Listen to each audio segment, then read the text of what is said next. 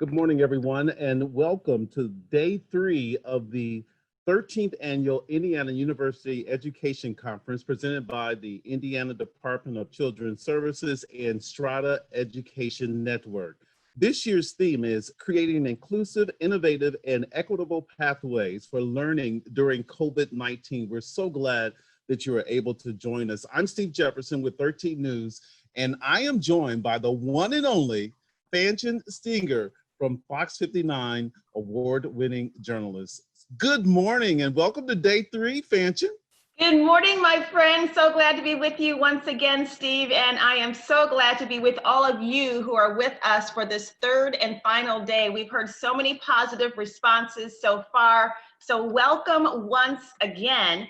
You know, Indiana Black Expo is celebrating 50 years as an organization, and we celebrate with Black Expo. IBE has been providing professional development training to educators and also to administrators to provide a quality education to every student, and they've been doing this beautifully for 13 years. So we want to say a very special and a heartfelt thank you to Indiana Black Expo and to all of the generous sponsors for making this conference this year virtually bigger and better than we even expected it to be. That's right, Fanchen. It has been bigger and better. And we also want to thank our title sponsor, Indiana University, and our presenting sponsors, the Indiana Department of Child Services and Strata Education Network. Now, we also want to send a big heartfelt thank you to our other sponsors, Indiana State University, Lumina Foundation, GEO Academies. Also, thank yous going out to Marion County Health Department, Pacers Sports and Entertainment, the Indianapolis Coast, Central Indiana Community Foundation, Lilly Endowment, Visit Indy, and our training partner, Indiana Commission for Higher Education. Yeah, we definitely couldn't do it without those sponsors. And we also like to thank our conference partners this year, MSD Wayne Township, MSD Lawrence Township, the Muncie Community School District, MSD Pike Township, MSD Warren Township, the Indianapolis Public Schools, the Indiana Civil Rights Commission, the Indiana Department of Education, the Indiana Youth Institute, of course, Ivy Tech, and also the National Sorority of Phi Delta Kappa, Inc. Thank you so much to all of our incredible partners. And of course, you know, this wouldn't be possible without the planning committee because we're so thankful that they did not give up on the education conference because of COVID-19. So we would also like to thank them for their efforts in planning such a great conference. And this is very important. Now, if you are part of day 1, day 2, or day 3, you need to make sure that you complete a survey for each session you attend for your professional growth plan points, or if you need credit for the conference. Make sure you provide your name and other information on that survey and make sure that it's accurate so we can give you an accurate account. Now, without completing that survey with your contact information, without doing that, we cannot keep track of your attendance and will not be able to provide you or the Indiana Department of Education proof of your attendance to this great conference. Fanchen?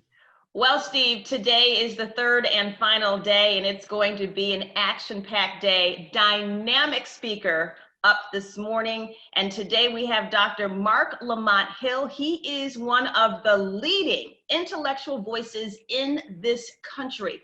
He is going to present the keynote address today, and wow, what an incredible blessing and an incredible opportunity for all of you who are going to be joining today for that address to be able to hear from him, to learn from him. And I mentioned this yesterday, we have so many schools that are announcing plans to reopen. There are a lot of questions, there are a lot of concerns. We are all, as a community, going to be supporting you, our educators, our administrators, our parents, and most importantly, we're going to be praying for you as you continue to lead our students. We'll also be praying for our students as well. I want to make sure I say that again, because I heard it from a lot of you yesterday in terms of how important that was for you to know that your communities, not just here in Indianapolis, but around the country, are going to be praying for you as we step into this new school year, no matter how it looks. We're going to expect excellence, and we just thank you for all of your service to our young people and to our students, not here only nationally, but also internationally.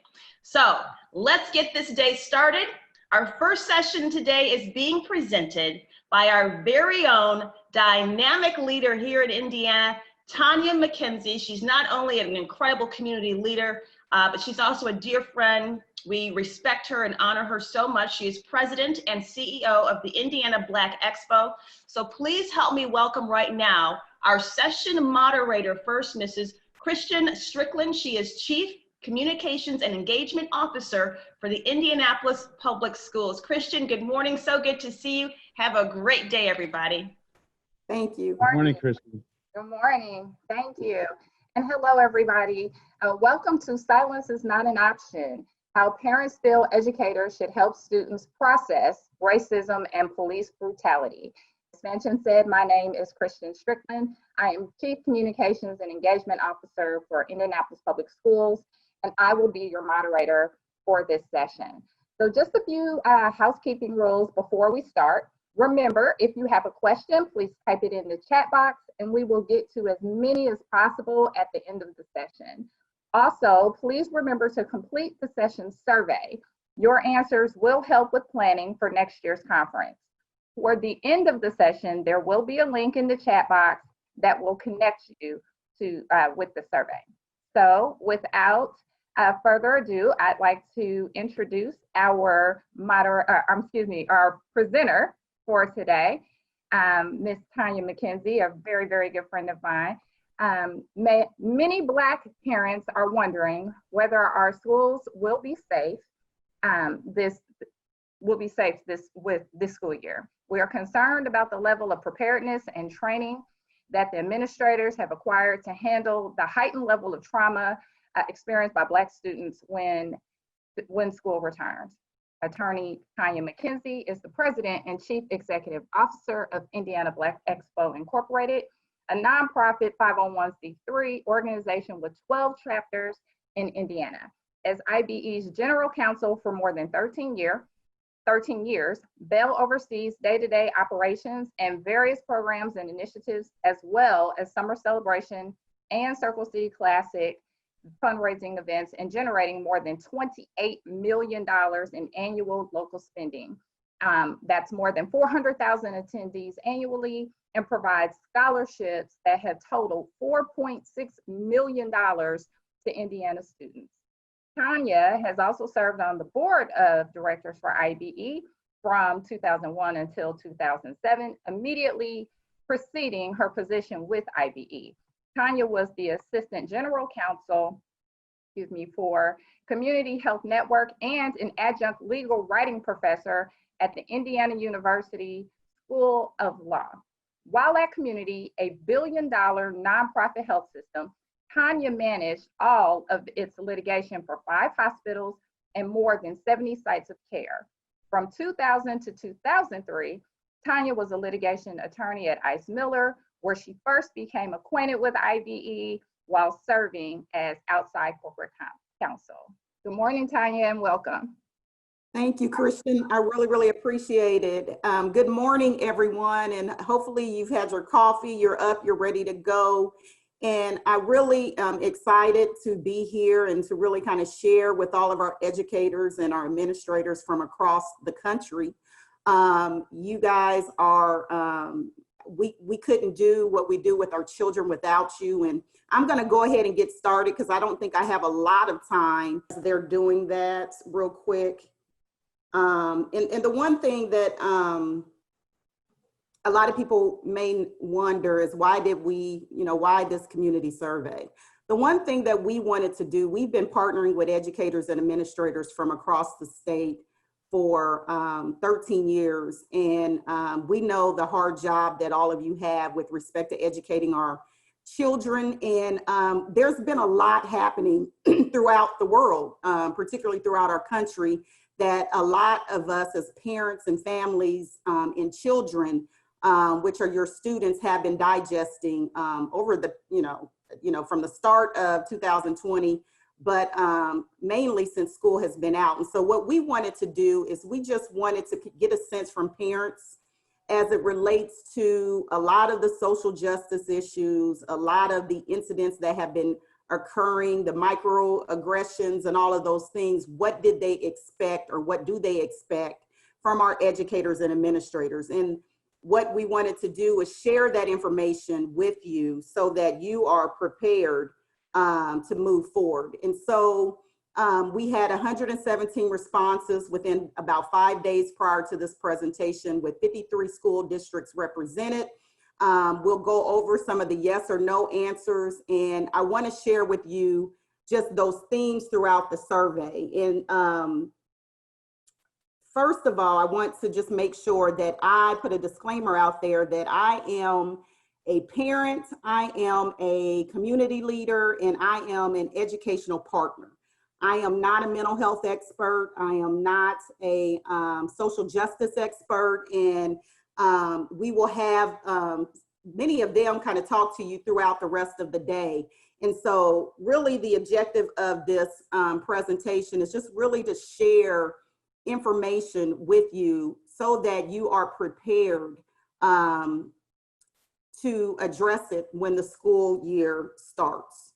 And so if I sort of walk back here, if we look over the last few months and you really look at what has happened since school's been let out, and even prior to school being let out till now, there has been so many incidents that have been digested from our community, particularly when you're talking about the killings of African-American individuals. From February 23rd, we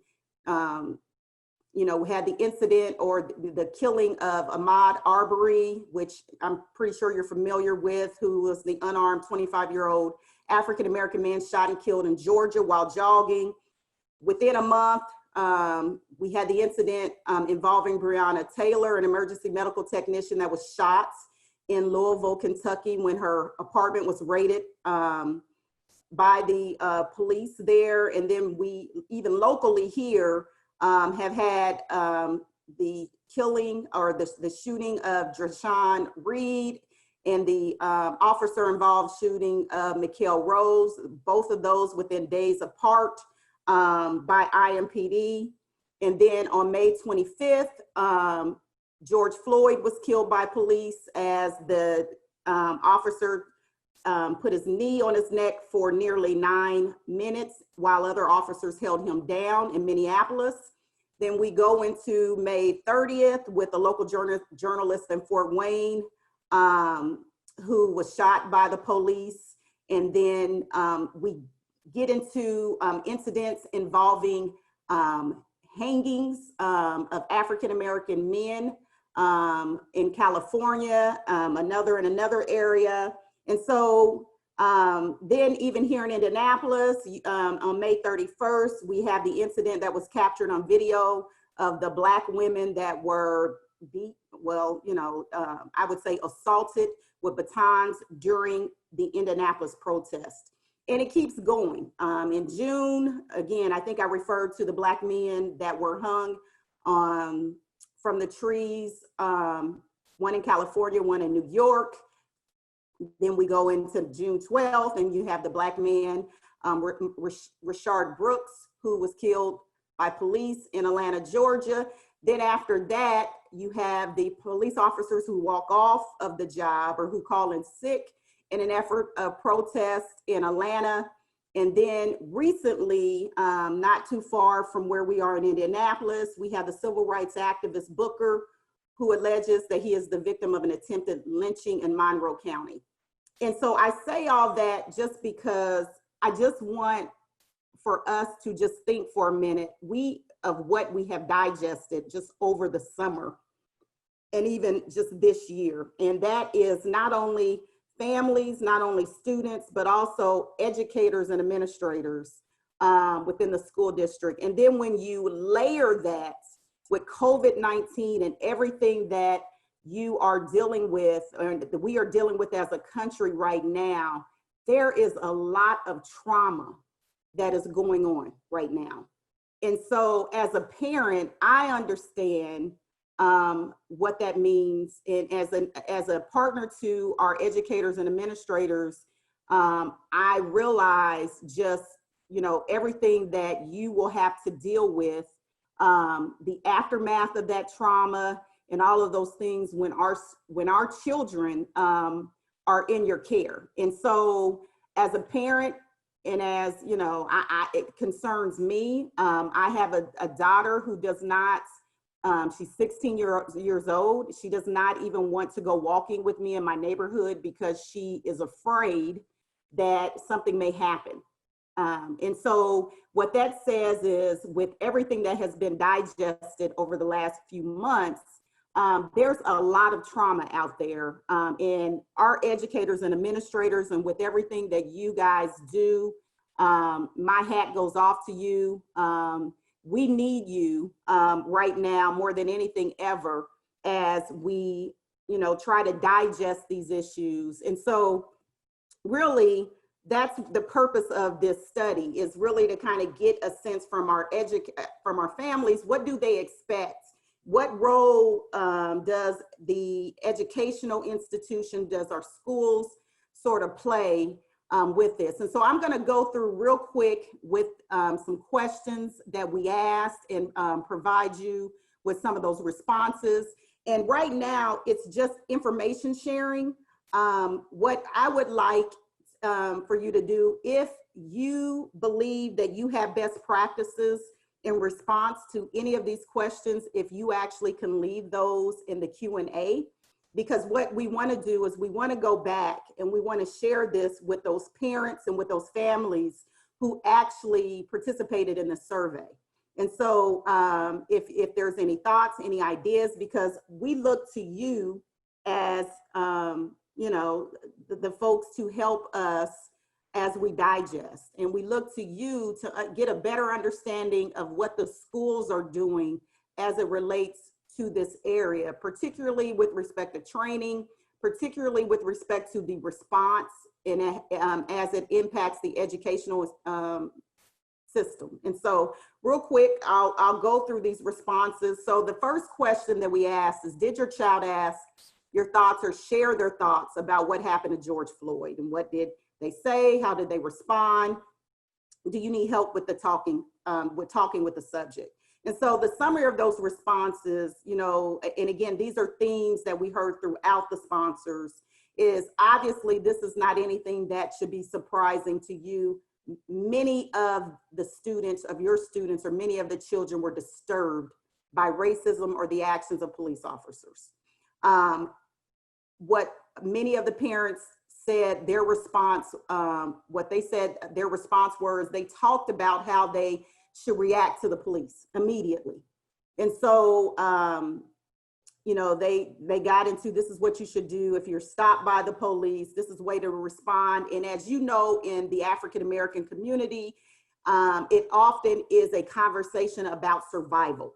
And for me, I've even struggled with that as a parent, because I realize that we have certain rights, and I have a legal background, but I realize also as a parent that sometimes we have to put those rights aside, and we have to weigh the pros and cons of those rights just because we want our children. I have a 25-year-old African-American son. I want him to come home when he was home. And so those talks are taking place. They started taking place. They also indicated that many of the students or their children asked about how can they support the movement and what can they do to help, because as they're seeing a lot of the protests and the unrest across the country, they want to see what role can they play in it.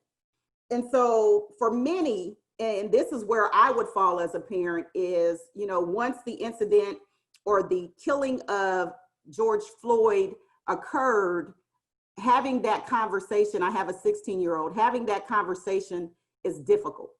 And for me, it was difficult because I'm still digesting it as for myself. And so how do I explain that to my 16-year-old that's asking questions about it? And so what we heard across the spectrum was that it's a very difficult conversation, particularly when you have younger children. It's very, very hard to explain. Parents have to grapple with, you know, do I raise it now? Do I wait because of the innocence? And then, you know, where they are on, you know, how to even digest that type of information, but many said that they need help doing that. And so, you know, one of the responses I believe that we received was one parent that said, we have had discussions with our 8-year-old. It almost feels like our efforts have exasperated her awareness of differences. I'm eager to know the right things to say and feel like I'm lacking despite the best of intentions. And so another response was, it is a delicate balance because we do not want to instill fear in them. That is where I am needing help. One parent said, what do you say? And so this is important information. Many want resources. And, you know, if you believe that your school district or your school plays a role in this, because you're going to have these students in your classrooms or at your institutions, what resources can you provide to them to help them have these difficult conversations, to help them kind of explain what's going on? And if there are resources, and if you have started thinking about this as a school or as a school district, please share those with us in your question and answers session as part of this, so that we can go back and share it with these students and with these parents. And if not, and if you don't have it, then, you know, what is the school or the school district's plan to be able to help address this for families? We talk all of the time. I got a lot of those responses was, you know, we talk all of the time. Many folks shared their concern that the school personnel needs training. So many folks who did not feel comfortable really with the school playing a role, and this was seen across the board, were those who thought that the school, they were concerned that educators and administrators within the schools were not trained in this area. And so, you know, there was that concern with, you know, wanting educators and administrators to play that role. And so the need there is the training. And, you know, one of the things that we heard from Dr. Kendi yesterday during the conference is training is just the beginning. And some of the questions that were asked by some of you is, what are your suggestions for training? And his response was, really, we need to start with moving down the road and going through that process as to how to be an anti-racist. Some other thoughts were conversations need to be natural parts of the curriculum. They need to be a natural part of the curriculum for you to have those conversations about that. And again, and I refer back to the experts, Dr. Kendi talked about that yesterday with respect to how do you talk about racism in a classroom, or how do you incorporate that into it? And one of the things that he shared at that time was through books and assignments. That was the best approach that he has used in order to integrate social justice and those conversations into the classroom. They're scared that it might happen to them was a response. And I, again, that's personal to me because that's what I'm dealing with right now with my 16-year-old daughter, as it relates to even the whole incident with not wanting to walk in the neighborhood. And then one individual said, help with respect regarding white guilt. She said, my son is 16 and is experiencing a lot of white guilt. What are specific steps he can take in various situations? Again, if you have any sort of best practices toward that, I'd ask you to comment in the question and answer. And what we would do is we would publish these comments at that time. So another question that was asked was, has your district made a statement on the death of George Floyd? One of the yes was 32.8%, no was 32.8%, and then, you know, where the rest of that comes from is they didn't know. But these were the folks who said yes or no to that statement. And so that was more just out of curiosity, wanting to know if the district had made a statement. And I did get the opportunity to see the statement and read the statement from Alicia Johnson, who's the superintendent of IPS, who immediately put a statement out. And I really respected that. And so that was one of the things that was asked. Has your child's school or school district made a statement regarding the Black Lives Matter movement?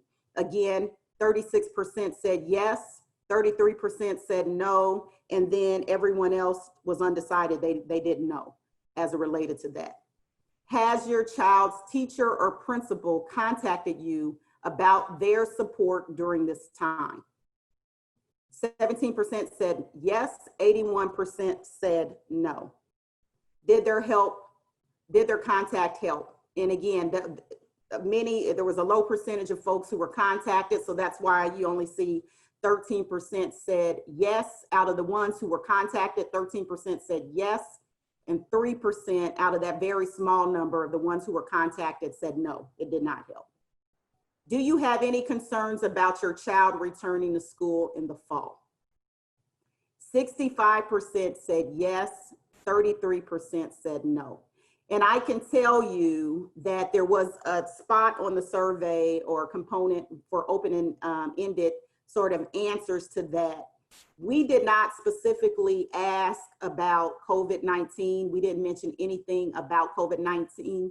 95% of the responses for those who said that they were concerned were all because of COVID-19, concern over just the, what's it going to be like returning? Is everything in place? Are the school systems prepared? What's the cleaning? They don't understand this, wearing the mask and having a younger child again. And these are things, and, how are they going to really monitor that 100%? And so the health and safety concerns really dominated here. This was a survey on social justice and what their thoughts are, but that dominated the response to this question. And so I don't think any of us is surprised with that right now, particularly when we're in the midst of a global pandemic. But for those who talked about concerns as it relates to everything that's been happening from a social justice, from the officer involved killings and everything that's been happening across the country, many responses said they were concerned that educators and administrators were not trained and prepared with how to address the aftermath of it, which was the point of doing the survey. Do you expect educators or administrators to help your child process George Floyd's death? And again, we talked about this earlier. 41% said yes, 57% said no.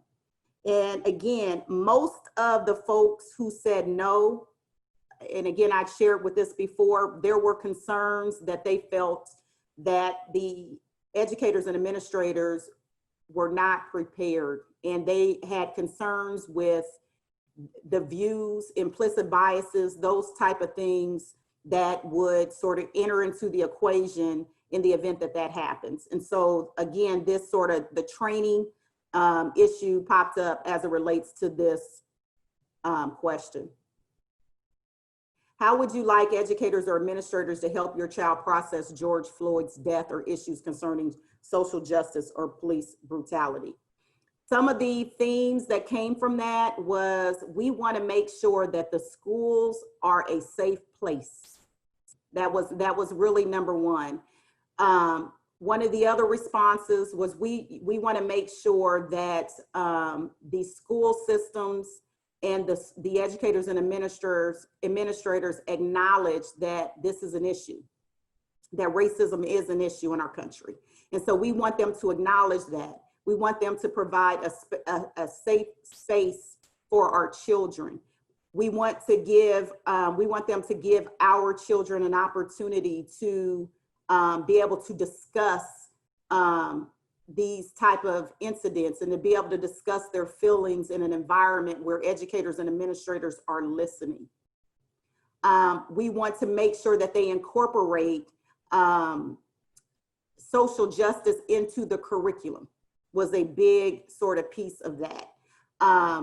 History was about 75% of the responses from parents and administrators was, we want educators and administrators to make sure that our children are receiving accurate history.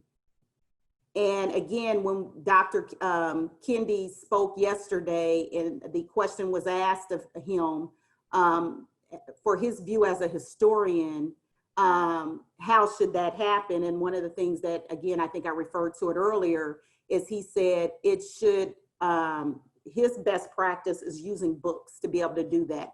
The other thing he said from a history standpoint is, when we are teaching history, and what educators and administrators need to realize is that there are multi-dimensional aspects of it, and there's multi-perspectives. And so how do you teach history in a way that everyone's perspective is there, because everyone sees it in a different lens and has a different perspective towards it. And so to make sure when history is being taught that we're keeping that in mind so that they can see all of those different perspectives. And so history was overwhelmingly in having accurate history and making sure it's not whitewashed history, making sure that the politics are not included in the way that they teach history, were many of the responses to that question. Do you want your child to opt out of conversations about George Floyd's death, social justice, or police brutality? 14% said yes, 83% said no. So overwhelmingly, we got folks to say, we do not want our children to opt out of any of those difficult conversations that occur surrounding social justice or police brutality. Do you think a school or educational institution should serve a role in social justice? 86% said yes, 13% said no. And again, what type of role do you believe schools should serve regarding social justice? And we kind of got into that before with respect to the safe place and just making sure that the students have an opportunity to have discussions, to make sure that their peers are also educated around what's going on, and making sure that overwhelmingly Black history is taught into the schools and should be, according to some, mandated by the school systems. And so as you can see, as it relates to parents, there's an overwhelming belief that the schools and the school system should serve a role regarding social justice. And so those are some of the thoughts as it relates to that. And so right now I would just, Christian, open it up for the poll questions, or if there are any question and answers regarding just that information that was shared. And again, if there are any questions regarding this data, or if you want to know, because I realize I'm not the expert here, we have, they will be, you'll see them later this afternoon. And so we'll have Rob Jackson with us, who will be talking about, African-American males, and just what the approaches should be when we're working with them. Particularly, we had Commissioner Lubbers talk to us earlier on, who opened up the education conference about just racial inequities as it relates to higher ed, and African-American males is a big piece of that. And we'll have Dr. Mark Lamont Hill that will be available for you. But at this point, what we thought we would do is ask a lot of the administrators and educators what your thoughts are. So to ask you some of those same questions to see if your thoughts align with where the parents, what their thinking is around that. And again, please make sure that any information that you can share so we can share it back with parents, that you make sure you put it in the question and answers.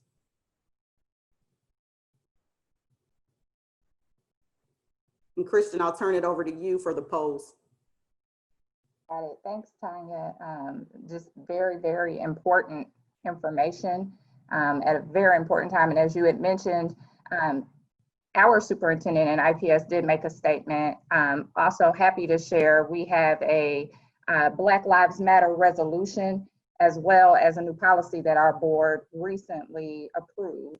And you can find all of that, as well as the toolkit. So if you are in a district that does not have information, definitely check out the myips.org website. That is something where you can find a lot of great information that we put together. There is what we call our Say Their Name toolkit. So it helps you to talk through things with your teachers, with your administrators, as well as your students. So what we have here for the polls: should educators and administrators help students process issues concerning social justice? 95% have said yes. 1% says no, and 3% is undecided. Should educators and administrators help students process police brutality? 85% said yes, 2% says no, and 12% is undecided. Do you believe you are adequately trained as an educator or administrator to help students process issues of social justice? 61% say no. Wow. 20% say yes, and 20% are undecided. Christian, do you mind if I kind of jump in on this question? Absolutely. And I do think this is what I saw on the other end with respect to parents and their concern, is because they didn't feel as if educators and administrators were adequately trained in this area. I just want to have these educators and administrators put in the question and answer if there's something that Indiana Black Expo can do as a partner, as a follow-up to this conference in this area to help with training. And if you have any suggestions in the question and answer, please put that in there, because I do think that this is concerning for parents, and obviously it's concerning for educators and administrators. So if there's a role that we can play with follow-up as it relates to specific training on this or in this area, feel free to just let us know what that is. Sorry, Christian. Oh no, that's great. So next is, do you believe the school or educational institution should serve a role in social justice? 93% says yes, 2% says no, and 5% is undecided. That's amazing. And does your school or institution have resources that are shared with parents or students about how to discuss and or handle incidents of racism? 40% don't know, 39% say no, and 21% say yes. So again, as Tanya had mentioned, if there's anything you all feel that IBE can do to support, definitely reach out. As I've said, there are some things that are on the IPS website. Definitely review it. Feel free to take it and change it or use it and make it customized to your individual schools or school districts. It is open for anyone. And Tanya, love to even have a conversation afterward about the IPS racial equity training that we do for all of our administrators. That was another part of the policy that we did just put in place to make sure that every single IPS employee goes through that training. So those are important things, as Tanya had mentioned. So whatever we all can do, we are all one community. So whatever we can do to support, we absolutely want to be able to do that. So I'm looking through also, because I know we have some questions from all of the audience members, and I do want to make sure that we get some opportunity to address some of those questions. Also, don't forget the survey for the end of the session. So it is in the chat. So if you have not taken the opportunity, definitely do so now as we're going through questions, but definitely before the session ends, we want to hear from you of what you thought. So make sure that you take the survey. And so It looks like we have a lot more statements than we do questions, but I do think that it's important to read some of these. So Lynette says we need more mental health professionals. That's something that's important. And an anonymous attendee says, as teachers, we must address these things when brought up. But here's a question in the statement, but what is the best way to initiate these conversations without adding to the trauma? Mm-hmm.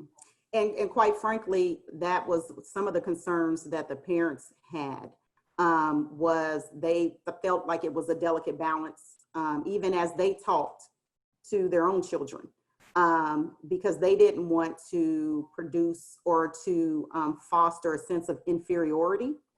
But at the same time, they want to make sure that their students are knowledgeable and they understand their own history. And so, the one thing, as it's, first of all, I think the adults in the room have to have some healthy conversations and some training around that.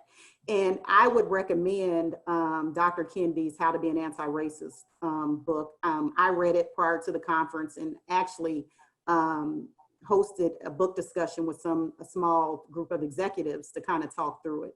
I think it's a good starting point at that level, but I would hope as a parent that the school and the school district, they are providing training in that area.